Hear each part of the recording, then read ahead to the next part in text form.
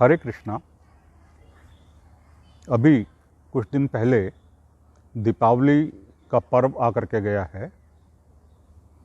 दीपावली का पर्व एक बहुत ही सुंदर पर्व है, जब हम अपने पूरे घर की, अपने मोहल्ले की, अपनी सोसाइटी की सारी साफ़ सफाई करते हैं, खूब सजावट करते हैं, रोशनियाँ लगाते हैं, दीप सजाते हैं, घरों में अपने फूल सजाते हैं, सुंदर से सुंदर सजावट करते हैं, मिठाइयाँ बनती हैं, एक दूसरे को हम सब मिल कर के गिफ्ट देते हैं।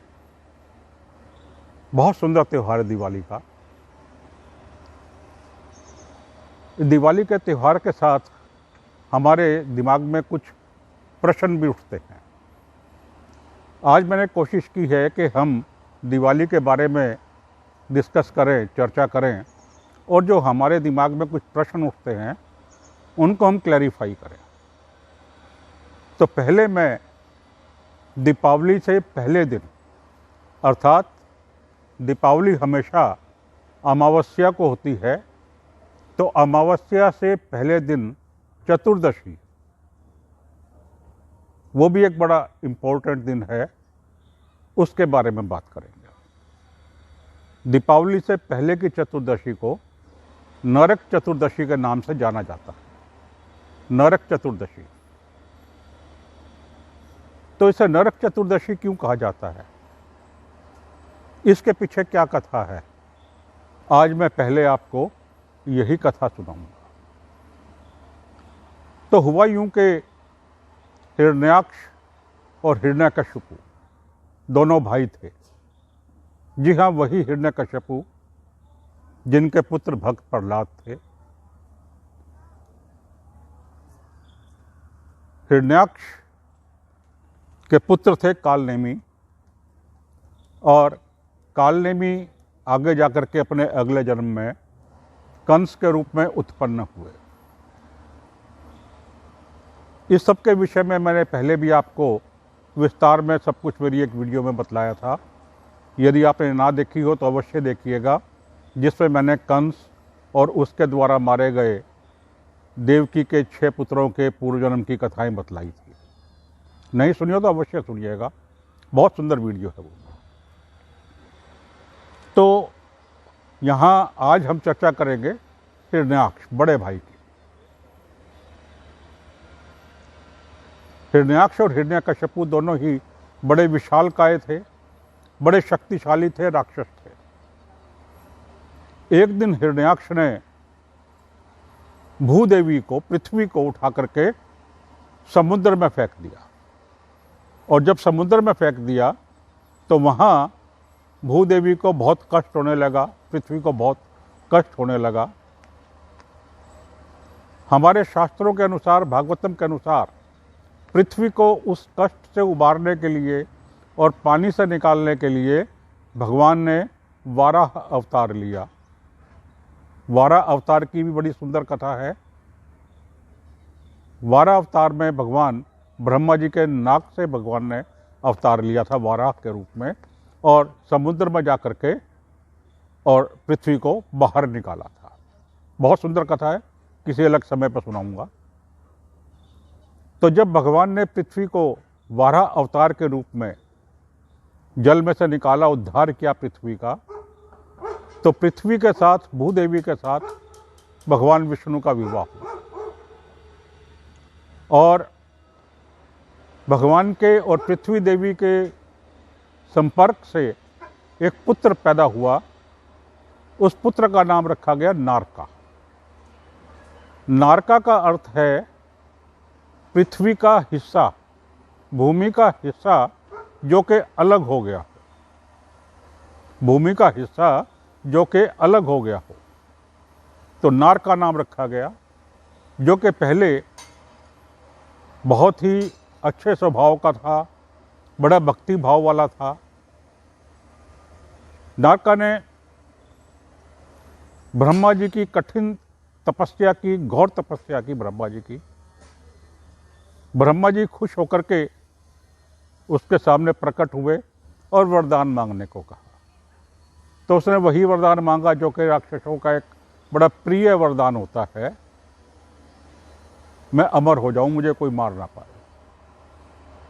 जब ब्रह्मा जी ने अपनी असमर्थता प्रकट की कि मैं ऐसा वरदान नहीं दे सकता, तब उसने बहुत सोच समझ के वरदान मांगा कि मैं केवल अपनी माता के हाथों से ही मरूं और कोई मुझे ना मार सके। उसने सोचा कि माता कभी अपनी संतान का वध नहीं करती, तो माता ने मेरा वध कभी करना नहीं और कोई मुझे मार नहीं पाएगा, तो मैं तो अपना आप अमर हो जाऊंगा। ब्रह्मा जी ने तथास्तु कहा और चले गए। अब नारका को वरदान मिल गया कि उसका वध केवल उसकी माता के हाथों से ही हो सकेगा, किसी और के द्वारा नहीं हो सकेगा। ये वर मिलने के बाद नारका शक्तिशाली तो था ही, उसके मन का सारा भय भी खत्म हो गया और उसने उत्पात मचाना शुरू कर दिया और धीरे धीरे नारका एक बहुत बड़े राक्षस के रूप में कन्वर्ट हो गया और उसका नाम पड़ा नरकासुर। नरकासुर नरकासुर ने पृथ्वी के लगभग सभी राजाओं को जीत लिया, स्वर्गलोक तक जीत आया। पृथ्वी के राजाओं को जीत करके अलग अलग राजाओं की राजकुमारियों को अपना बंदी बना लिया उसने।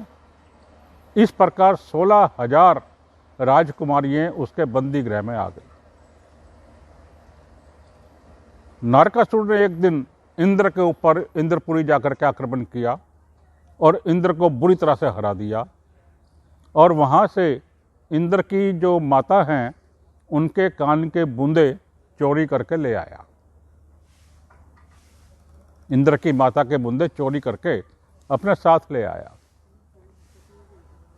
इंद्र को बड़ा बुरा लगा कि एक तो हरा दिया और माता के बूंदे ले गया, ये तो बहुत बड़ा अपमान है। अब इधर भगवान श्री कृष्ण का अवतार हुआ और उनका सत्यभामा जी के साथ विवाह हुआ। जिस प्रकार से रुक्मिणी जी लक्ष्मी जी का अवतार थी, इसी प्रकार से सत्यभामा जी भूदेवी का अवतार थी। अर्थात भूदेवी के रूप में वह नरकासुर की माता थी और यहाँ सत्यभामा के रूप में थी। तो इंद्र सत्यभामा जी के पास आया और आकर के उसने सत्यभामा जी से प्रार्थना की कि उसका वध केवल आप ही कर सकती हैं, तो आप कुछ कीजिए और मेरी माता के बूंदे वापस दिलवाए ताकि मेरा खोया हुआ सम्मान मैं वापस प्राप्त हो सके। सत्यभामा जी ने कहा ठीक है, मैं ऐसा करूँ। भगवान श्री कृष्ण और सत्यभामा जी ने इकट्ठे मिलकर के नरकासुर के ऊपर आक्रमण किया। पहले भगवान स्वयं नरकासुर से युद्ध करते रहे, बड़ा घोर युद्ध हुआ।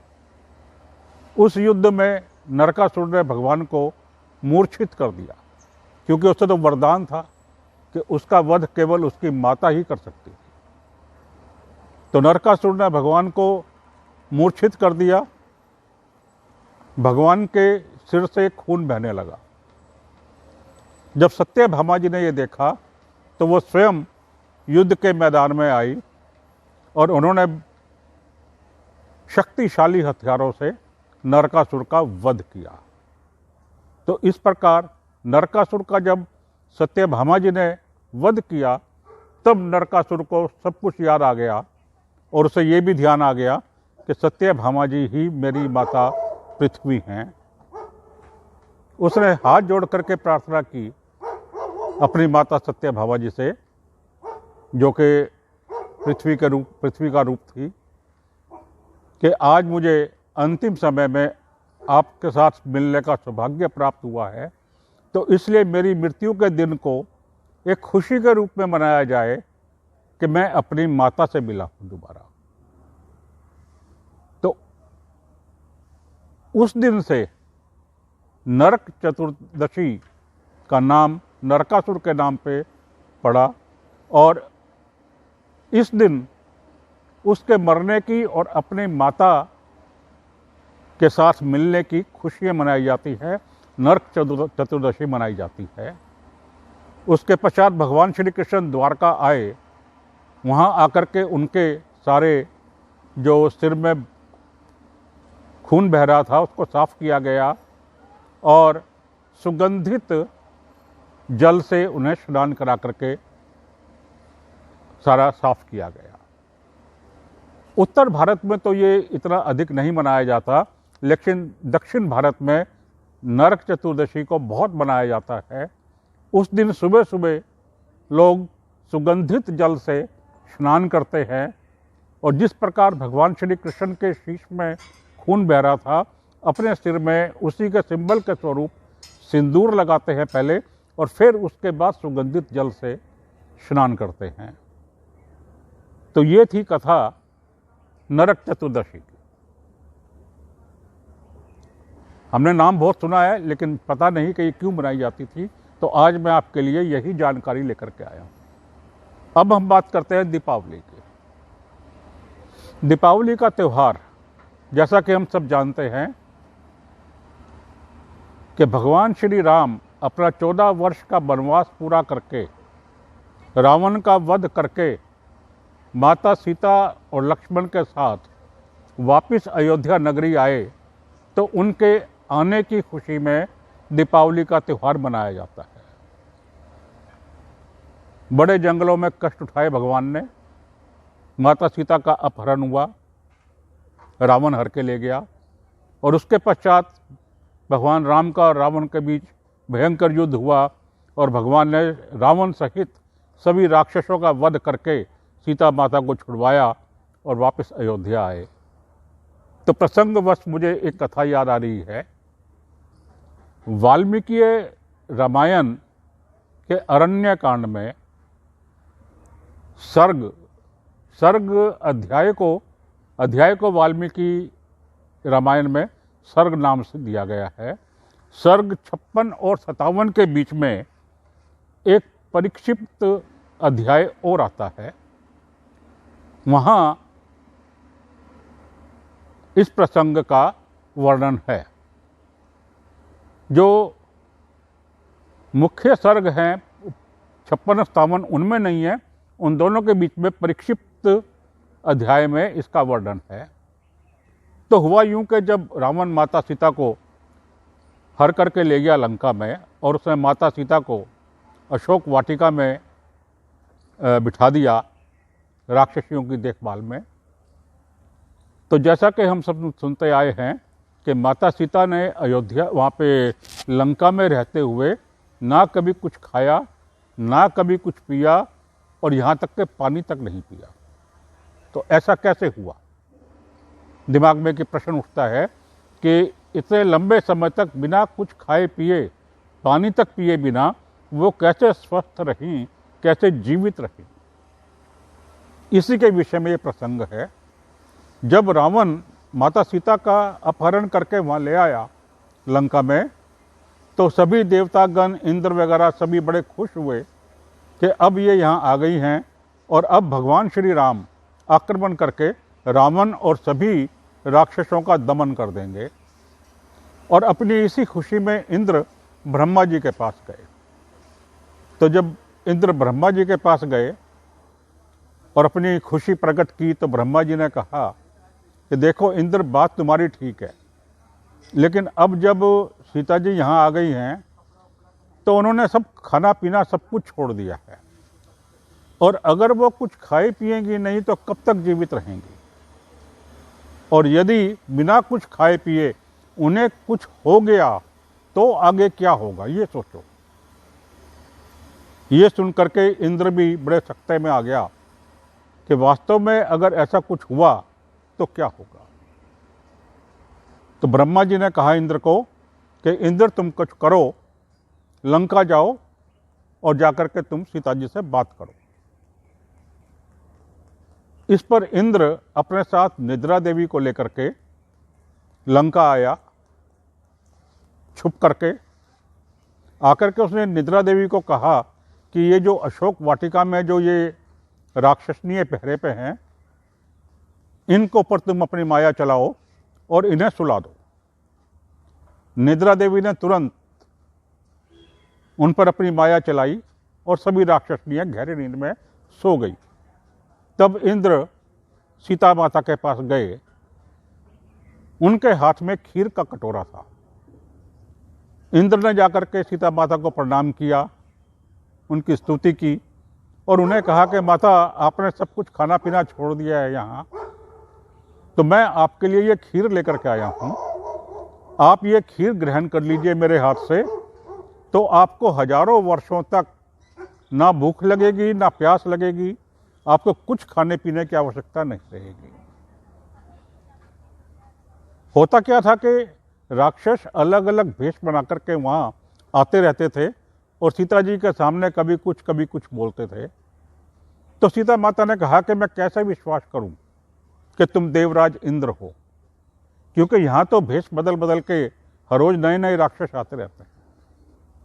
मुझे देवताओं की पहचान पता है, सीता माता ने कहा, क्योंकि मेरे पति श्री राम और देवर लक्ष्मण जी के पास देवता मिलने के लिए आते रहते थे, तो मुझे उनकी पहचान पता है। तो मुझे बताइए, आप अपनी पहचान दिखाइए। तो यहाँ परिक्षिप्त सर्ग में 4 पहचान बताई गई हैं देवताओं की, जो सीता माता ने इंद्र में देखी। एक तो ये कि इंद्र ने दिखाया कि वो जमीन पर नहीं खड़ा है, उसके पांव जमीन को नहीं छू रहे हैं, बल्कि जमीन से ऊपर है, पहली पहचान। दूसरी पहचान, देवताओं की पलकें नहीं झपकती, स्थिर रहती हैं, पलकें झपकती नहीं, जो इंद्र की थी। तीसरी पहचान, देवताओं के वस्त्रों को धूल मिट्टी टच नहीं करती, छूती नहीं है, तो इंद्र के वस्त्रों को भी धूल मिट्टी नहीं छू रही थी। चौथी पहचान, देवता लोग जो फूलों की माला अपने गले में पहनते हैं, उनके फूल कभी मुरझाते नहीं, तो इंद्र के गले की जो माला थी, उनके फूल भी कभी मुरझा नहीं रहे थे।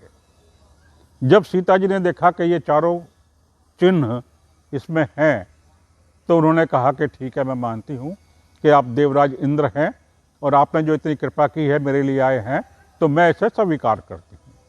तो खीर का कटोरा लेकर के सीता माता ने पहले भगवान श्री राम और लक्ष्मण जी का भोग लगाया मन ही मन, और उसके पश्चात उन्होंने उस खीर को ग्रहण किया, जिसके परिणाम स्वरूप उन्हें कभी भी ना भूख लगी ना प्यास लगी और उनका स्वास्थ्य यूं का यूं रहा। तो ये एक प्रसंगवश मैंने आपको कथा सुनाई है। तो हम दिवाली जो मनाते हैं, पहला कारण हुआ कि भगवान श्री राम के वापिस आने का। दूसरा, दीपावली के दिन हम गणेश जी की और लक्ष्मी जी की पूजा करते हैं। तो वो क्यों करते हैं? कई बार हमारे मस्तिष्क में, हमारे माइंड में ये ख्याल आता है। तो पहले मैं बतलाऊंगा कि गणेश जी की पूजा क्यों की जाती है। गणेश का अर्थ है गणों के ईश, गणों के लीडर। तो गणेश जी हमें लीडरशिप प्रदान करते हैं, हमारे अंदर वो गुण उत्पन्न करते हैं कि हम नेता बन सकें, दूसरों को लीड कर सकें। तो इसलिए गणेश जी को खुश करने के लिए हम उनकी पूजा करते हैं। तो उससे पहला हमें मिलता है लीडरशिप क्वालिटी हमारे अंदर आती है। दूसरा, गणेश जी की 2 पत्नियां हैं, पहली रिद्धि और दूसरी सिद्धि। रिद्धि का अर्थ है सक्सेस और सिद्धि का अर्थ है विस्डम।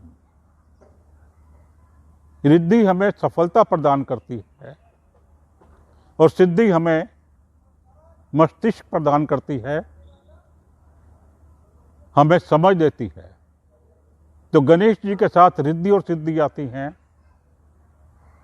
सफलता आती है कार्य में, और कार्य करने की, समझने की अकल आती है, समझ आती है। तो जब हमें कार्य करने की समझ आती है, सफलता मिलती है, तो गणेश जी के 2 पुत्र साथ में आते हैं, शुभ और लाभ। तो जब हम समझदारी से कार्य करते हैं, सफलता प्राप्त होती है, तो वो अच्छा होता है, शुभ होता है और उससे प्रॉफिट आता है, गेन्स आते हैं, लाभ होता है। तो गणेश जी के साथ रिद्धि सिद्धि शुभ लाभ आए। शुभ और लाभ उनकी दोनों की पत्नियां हैं तुष्टि और पुष्टि। तुष्टि मीन्स सेटिस्फैक्शन, संतोष। पुष्टि मीन्स स्वास्थ्य। ये सब आने के साथ साथ हमें मन में सेटिस्फैक्शन आती है, संतोष आता है कि हाँ सब कुछ ठीक है और अच्छी सेहत मिलती है, हेल्थ मिलती है पुष्टि के बाद। अब उसके पश्चात इनके दो पुत्र हैं, आमोद और प्रमोद। आमोद, जब ये सब कुछ हो जाता है, हेल्थ अच्छी होती है, मन में सेटिस्फैक्शन होती है, प्रॉफिट सारे होते हैं, गेन सारे होते हैं, तो नेचुरल बात है कि हमें खुशी प्राप्त होती है, हम आनंद में रहते हैं, खुश रहते हैं। आमोद, ये आमोद आए। प्रमोद, सुख मिलता है। प्रमोद का मतलब सुख। जब ये सब कुछ होता है, धन संपत्ति होती है, सब कुछ होता है, तो नेचुरली हमारे पास सुख सुविधाओं के साधन भी आ जाते हैं, तो प्रमोद भी आ जाता है। तो गणेश जी की पूजा हम इसलिए करते हैं, लीडरशिप क्वालिटी, सक्सेस, विजडम, शुभ लाभ, हेल्थ, वेल्थ, सेटिस्फैक्शन, हैप्पीनेस और कंफर्ट, ये सब देने वाले देवता हैं गणेश जी। तो इसलिए हम गणेश जी की पूजा करते हैं। और इसके अतिरिक्त वैसे भी हमारे शास्त्रों के अनुसार गणेश जी को ये वरदान प्राप्त है कि जब भी कोई पूजा होगी तो उस पूजा में सबसे पहले गणेश जी की ही पूजा होगी, तभी वो पूजा सफल होगी। अब आते हैं हम लक्ष्मी जी, कि लक्ष्मी जी की पूजा क्यों की जाती है। दीपावली के ही दिन लक्ष्मी जी समुद्र में से उत्पन्न हुई थी।